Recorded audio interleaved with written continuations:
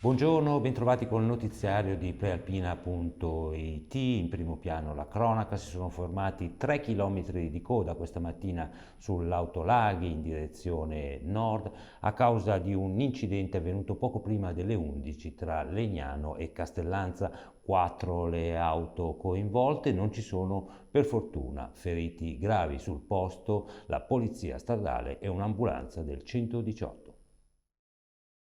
E ora spostiamoci a Busto Garolfo, dove è affiorato ieri sera nelle acque del canale Villoresi, all'altezza di Arconate, il corpo di un uomo. È stato recuperato e agganciato a Busto Garolfo. Si tratta del cadavere dell'uomo di 44 anni che era scomparso il 28 aprile scorso dalla sua abitazione di Robecchetto con Induno. Vediamo il servizio curato da Massimo Rovati. Le immagini sono di Walter Todaro.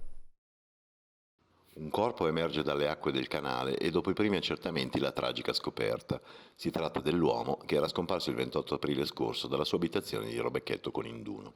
Il cadavere è affiorato nel pomeriggio di ieri, venerdì 7 maggio, nel Villoresi.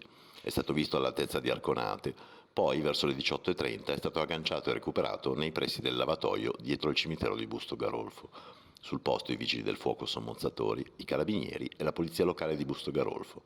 Gli accertamenti hanno permesso di stabilire che si trattava del 44enne originario di Arconate, la cui auto era stata ritrovata accanto al ponte sul Villoresi di Nosate. Le ricerche, che hanno visto impegnati un centinaio di uomini, erano state sospese dopo 4 giorni. Furto al volo a Gorla Maggiore, è successo di mattina in corso Europa all'altezza di un autolavaggio. Una donna vestita in modo elegante ha chiesto informazioni a una signora e, approfittando di un momento di distrazione della malcapitata, le ha strappato dal collo la catenina, dandosi quindi alla fuga. I carabinieri della compagnia di Salerno stanno indagando per risalire all'identità della malvivente. Maggiori approfondimenti si possono leggere su prealpina.it. E sempre per la cronaca, spostandoci a Varese, è stato arrestato in flagrante un uomo di 33 anni che aveva cercato di rubare materiale tecnologico per un valore di 200 euro al centro commerciale Belforte. È stato prima notato dagli addetti alla vigilanza e poi bloccato dai carabinieri. Tutti i dettagli si possono leggere su prealpina.it.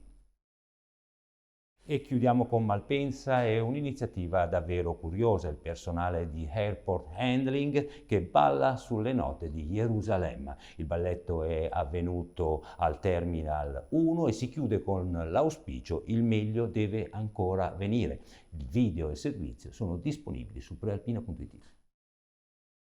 E con questo è tutto, appuntamento al notiziario delle ore 19. Una buona giornata.